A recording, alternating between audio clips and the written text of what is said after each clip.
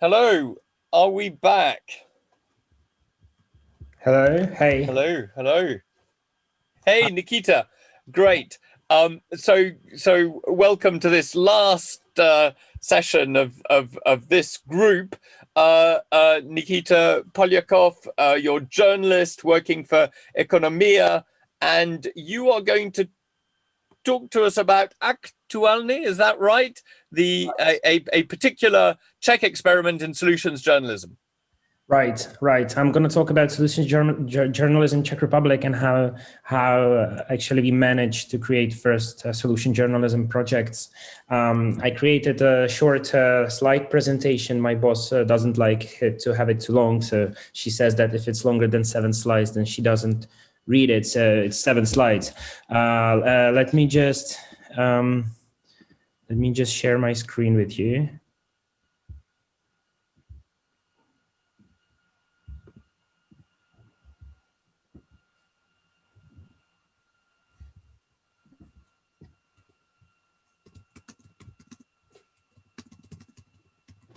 Okay.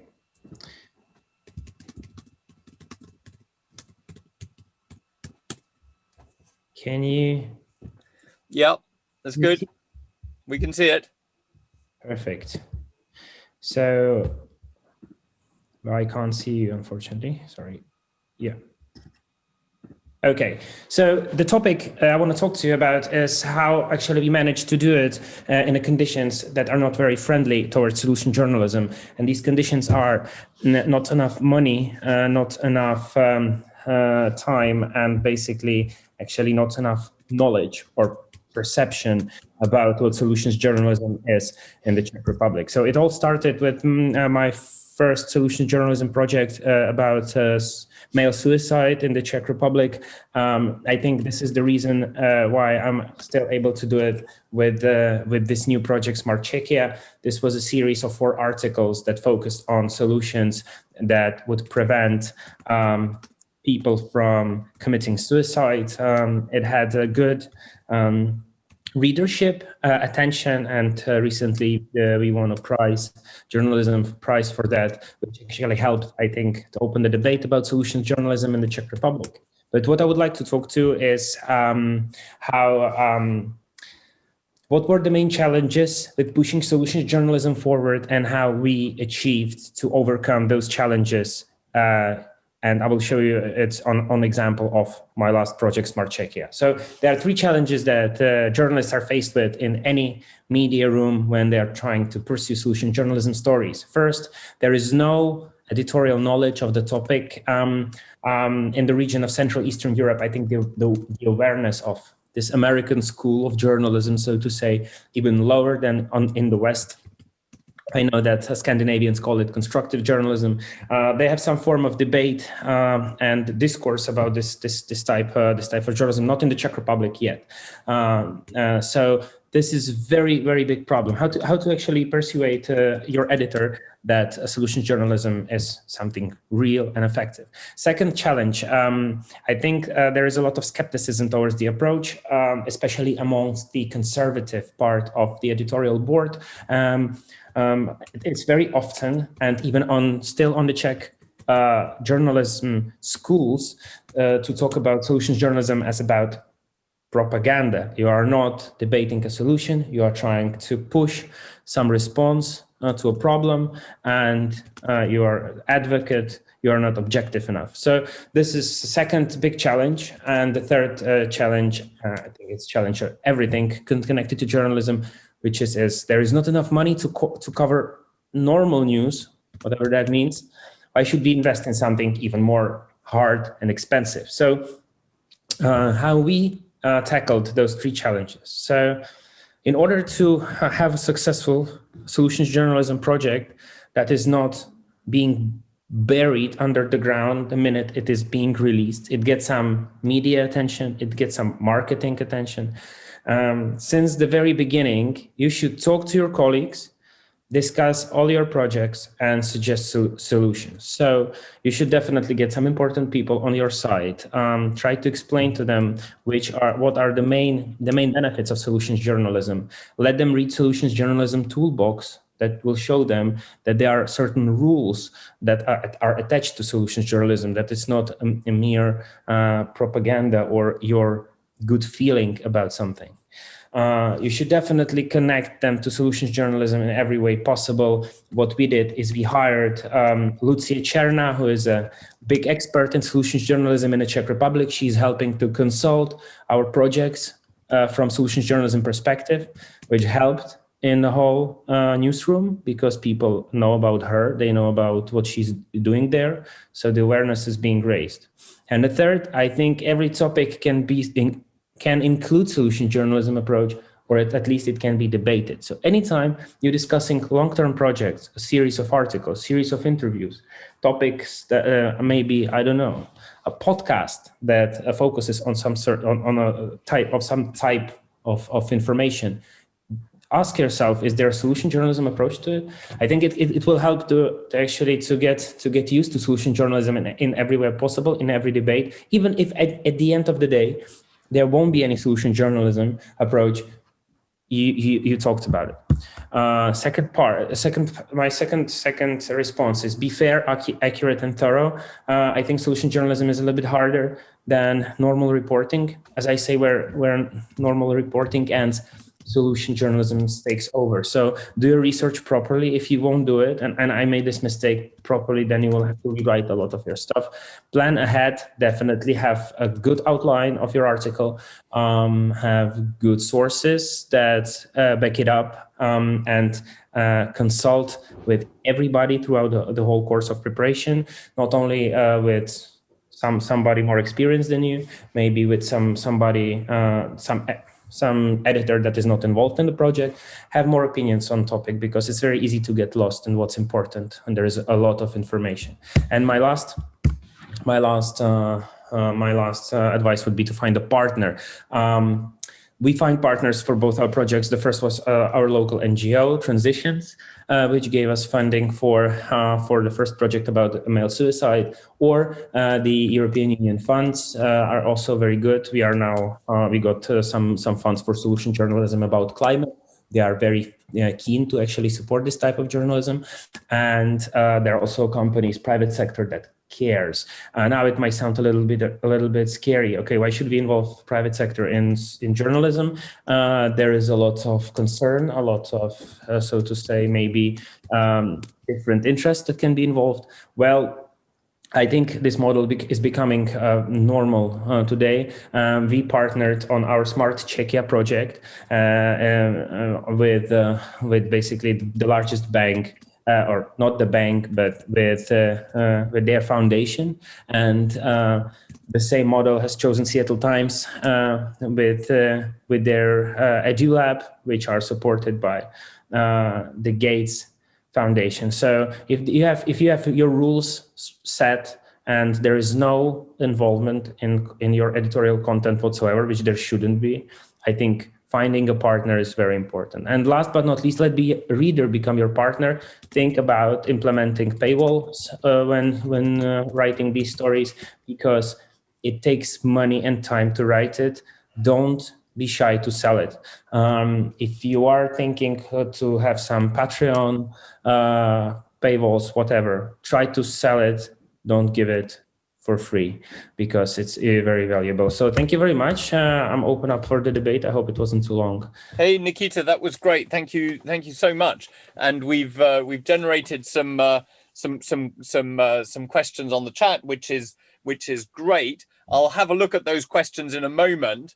But let me kick it off with one to give me a sense of it. So on that your last point about, okay, where do you find the money, and you can get foundation money, etc. Your reply, so that the cynic says, oh yeah, so you are then going to be, this is back to your propaganda point, you are going to be a propagandist for the interests of this organization. And you say, no, there's got to be a clear separation between you insist on editorial independence. That's very good in a sense, in a micro sense, but surely if you go to a foundation and you say, look, this is what I have done in the past, I would like funding to do this kind of thing, they are going to fund things which they feel comfortable with. Isn't that something which older and more traditional forms of journalism got away from, which is true independence only comes from financial independence? Mm-hmm, mm-hmm. And Yep. as you respond to that, let me have a look at the chat questions and feed those in. Right. Well, I think you're totally right that I would say that the real independence comes from financial independence, and I would definitely say that the companies are giving you money exactly because you're maybe setting the agenda that they would like to set. I'm thinking whether if there is this normal type of reporting journalism, whether it's a problem that it is followed by this type of journalism, which basically is not here based it says, yes, we are in partnership with the foundation that's part of a bank that is basically trying to push the agenda, and they're paying you basically money to be branded next to it. But to what extent is it wrong when you are opening up important debate that is editorially basically independent in a sense? No, Yeah. I mean, look. I obviously don't want to criticize any particular project. I suppose that from the point of view of a media ecology, we would worry if the only projects selected were the projects that were selected by particular groups that were that this was the great the very unusual thing of subscriptions plus advertising, which allowed a pretty impressive separation between editorial and business model. Whereas if you're if you're going to people and saying brand yourself next to this story, on this particular set of issues, there are things which are not going to be branded. I think everyone who's tried selling advertising on a magazine knows that there are some pages no one wants to have an advertisement against, right? Exactly. I totally agree with you, and I think this is if this would be your only business model within the company, then I think you're in a big trouble. Yeah, but we are. I'm in the phase I'm in the phase that I'm trying to get whatever attention solution journalism can get, but there are limitations, and I believe if there would be more of solution journalism in general, then these kind of supports wouldn't be needed. Let me go to, there's an excellent request from Sophia Janusz, who's saying, can Nikita give some more examples of stories, what kind of difference it makes among audiences? And maybe you could talk about your award-winning suicide series of articles.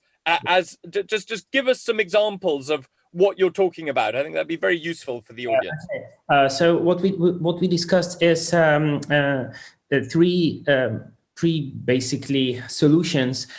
First are barriers on big corridors, railway corridors, where a lot of suicides are happening in the Czech Republic because a lot of people commit suicide by jumping under the train. The second solution was basically there is a system of helping stations that are proactively looking for people and that are treating themselves with mental illnesses, because there is a huge connection mental illness and suicide, and they are proactively communicating with those people, which we see some evidence that helps.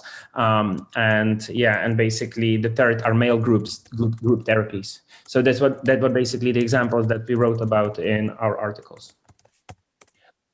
And can you explain what it was that particularly made it solutions focused? And yeah, well, solution journalism in general has to follow certain criteria, and I think what it made solution worthy were that these criteria were followed. So first criteria is that you basically are looking at the response that can have some maybe example somewhere else. Maybe that this example already did someone else. Maybe like in Japan, they implemented corridors, barriers in the tube, and various research says that the amount of suicide decreased. So basically, this one is one of the reasons it was successful in this term. A second, solution journalism is not only about saying what is good part of it, but also saying what are the limitations of it. So which also had it, because it's very difficult to implement the same approach as they did in Japan. So it might not work exactly correct. And then the third one, I think that whether is it scalable? Can we use this solution in different setups or throughout the whole country, or it's site specific? So I think these were the criteria that were felt, and that's why it was a successful solution journalism series. Would it be fair? I mean, again, let me be provocative. Would it be fair to say that solutions journalism focuses on the micro solution? So it isn't asking a lot about how can we change things in the system. It's often asking how can we patch up. So you take suicide. It was It was a study on suicide was the birth of modern sociology when Durkheim tried to explain suicide rates. And Durkheim said, look, our modern society creates conditions which lead to these to suicide. And in the hands of, leads to a whole lot of analysis from the late 19th century onwards of saying, well, okay, how can we fix modern society? And then solutions journalism, would it be fair to say that very often it says, look, here's a little thing by one.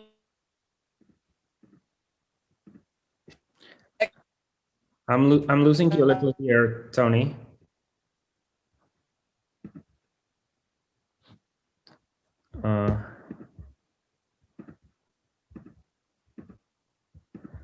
So I think I got you stuck. So I couldn't hear the whole question.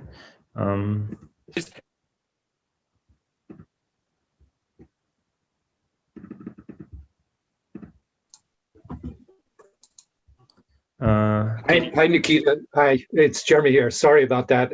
Tony, do we have you back? I'm back. Okay, we missed part of your question. If you could restate it, please. Thank you. Yeah. Would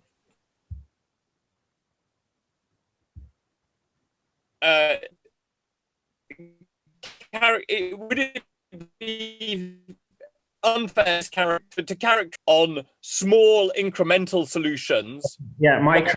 Large society-wide solutions. Definitely. I think such complicated problems. I think these problems are so complex that I wouldn't believe solution that is omnifunctional. And I think there are no huge systematic solutions to problems. I call them, that's ideology, maybe. Okay. Let me. So there's some great questions coming up here. So Sophia wanted to come back and say, look, actually, she was asking about audiences. Is this kind of journalism popular amongst audiences? How do you measure that? And how do you combine solutions journalism with audience interaction? Yeah, sure. Well, a great topic. I love to talk about it. Yes, I think it is. I think it's, and there are reasons for it. First, this form of journalism, we can see that has better engagement with our readers. So I see that even though micro topics, so to say, micro topics attract less people than big things, our readers, they read it longer. So for example, our average article, they stay 1 minute.